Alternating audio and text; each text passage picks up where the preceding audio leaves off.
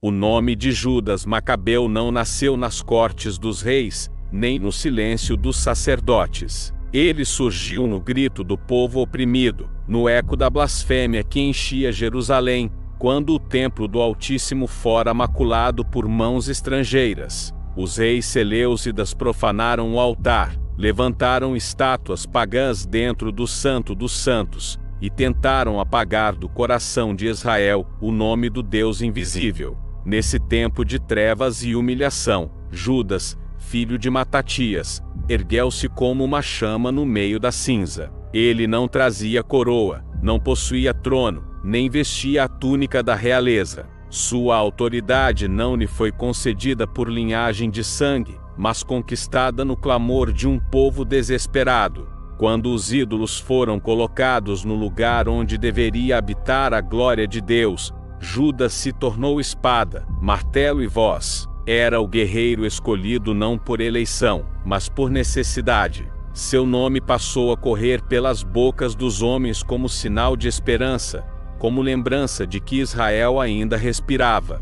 Dizem que em batalha, seus olhos ardiam como tochas de fogo, e seus braços, guiados pela fúria e pela fé, desferiam golpes que pareciam atravessar não apenas carne e ossos, mas o próprio espírito dos inimigos. Onde Judas passava, o medo se dissipava entre os seus, e a coragem renascia como o trigo que brota após a chuva. Para o povo, ele não era apenas um comandante, mas uma personificação viva da resistência contra a tirania dos reis. Ele se tornou um cântico de guerra, um estandarte que os soldados seguiam como se fosse a própria promessa de Deus. Cada vitória era celebrada não apenas como conquista militar, mas como intervenção divina. Os exércitos estrangeiros, antes tão imponentes, se desfaziam diante de seu ímpeto como muralhas corroídas pelo tempo. Os corações dos israelitas se erguiam com cada batalha vencida, e o nome de Judas ecoava entre colinas e cidades, como símbolo de redenção. Mas, à medida que a chama da resistência crescia, outra chama se acendia em segredo dentro dele. Pois não é apenas contra espadas e lanças que um homem luta, mas contra as vozes que falam no silêncio de seu coração. Judas acreditava estar guiado unicamente pelo zelo do Senhor, mas o eco de sua fama começou a se confundir com a própria voz de Deus. Os cânticos entoados em sua honra, os relatos de sua bravura, o reconhecimento de que era o martelo que esmagava os inimigos, tudo isso começou a pesar sobre sua alma. A cada vitória, a fronteira entre fé e orgulho se tornava mais tênue. A confiança que antes repousava unicamente na força do Altíssimo começou a se misturar com a confiança em sua própria espada. Judas, o libertador, tremerem, passou a carregar em si não apenas a esperança do povo, mas também o fardo da glória pessoal. E assim, a marca começou a se formar, invisível aos olhos, mas profunda como uma ferida espiritual. A marca de um guerreiro que, lutando pela santidade da fé, começava a ser seduzido pela ilusão de sua própria força. Essa seria a cicatriz que o acompanharia até o fim. A marca das mãos que libertaram Israel, mas que pouco a pouco aprenderiam a confiar mais em si mesmas do que no Deus que as guiava. O nome de Judas Macabeu espalhou-se como fogo pelas colinas de Judá e pelos vales ressecados da terra prometida. Era como se cada golpe de sua espada ecoasse não apenas nos campos de batalha, mas também no coração angustiado de Israel. Ele não era um homem qualquer. Era o filho de Matatias, moldado em meio à perseguição, forjado pelo ódio contra a profanação do templo e inflamado por uma fé que parecia indestrutível. Seu surgimento foi como trovão em meio à noite, súbito, irresistível, impossível de ignorar. Quando os altares de Zeus foram erguidos em Jerusalém, e os costumes pagãos começaram a sufocar a identidade do povo escolhido, parecia que Deus havia silenciado. Mas Judas ergueu-se, e com ele ergueram-se também camponeses, pastores, artesãos, homens que jamais haviam conhecido a disciplina dos exércitos profissionais. Eles trocaram o arado pela lança, a enxada pela espada, e seguiram um homem que se tornara a chama da revolta. E essa chama logo se transformou em incêndio. Colunas inteiras de guerreiros seleucidas caíram diante da ousadia dos que lutavam por sua fé. Os generais gregos, acostumados à disciplina fria e ao esmagar de exércitos inimigos, descobriram que enfrentavam não apenas homens, mas corações que ardiam como brasas acesas pelo sopro de um Deus invisível. E no centro desse fogo estava Judas o martelo, o libertador, o herói. Cada vitória ampliava sua lenda.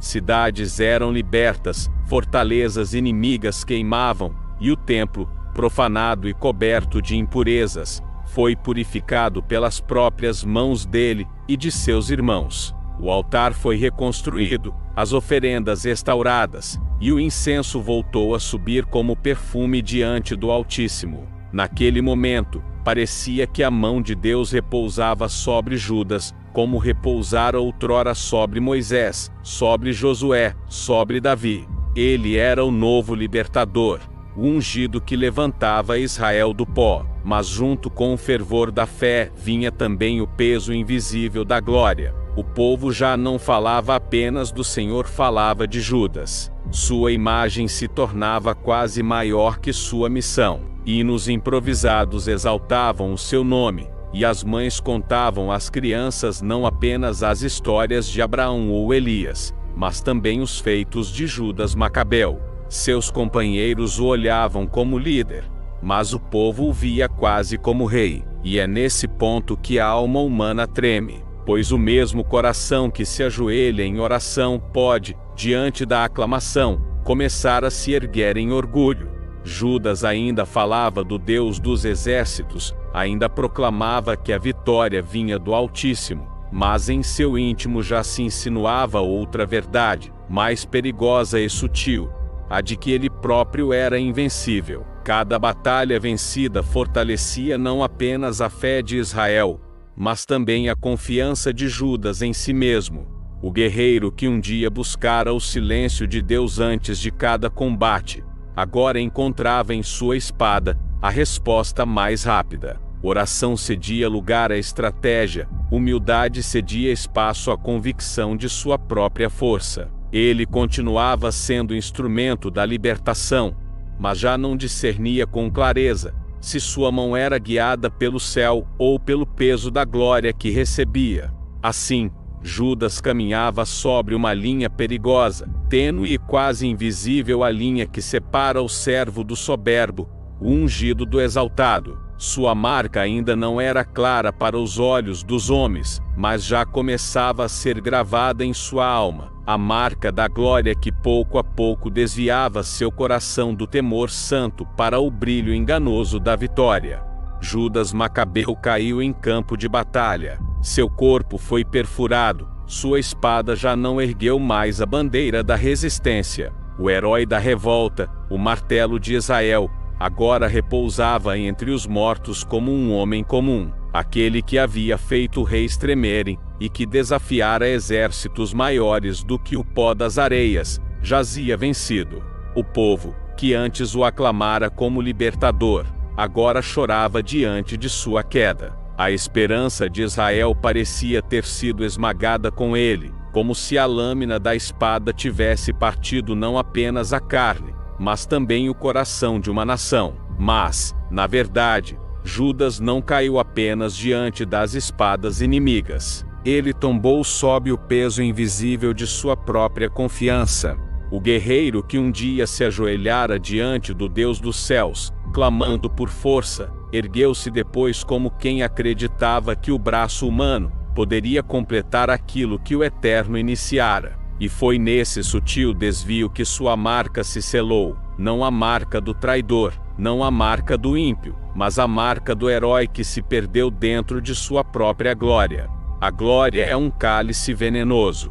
Bebe dela o homem com sede de eternidade, mas quanto mais sorve, mais vazio se torna. Judas, o libertador, provou de sua vitória como quem prova um vinho doce, mas não percebeu o amargor que se acumulava no fundo da taça. Sua coragem se transformou em excesso de ousadia, sua confiança em autossuficiência e sua fé em obstinação. No calor da batalha, onde outrora a presença divina marchava com ele, agora avançava sozinho, seguro demais de sua própria espada. E foi assim que o golpe fatal encontrou seu coração. A morte de Judas Macabeu não foi apenas a queda de um guerreiro. Foi o testemunho trágico de que até os escolhidos para resistir podem ser consumidos por aquilo que conquistaram. O herói que havia devolvido esperança a Israel se tornou também o aviso sombrio de que a vitória, quando não permanece ancorada no Senhor, pode transformar-se em ruína.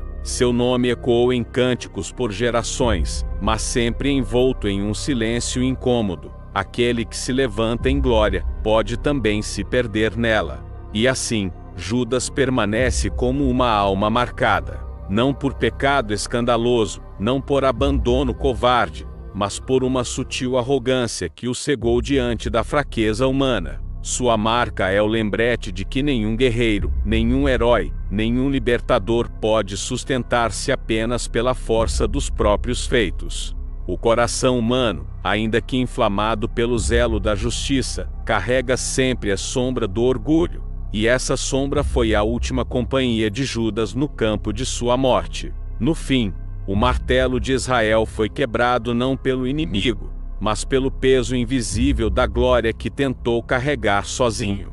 E sua história, gravada como cicatriz nas páginas do tempo, se ergue diante de nós como aviso eterno.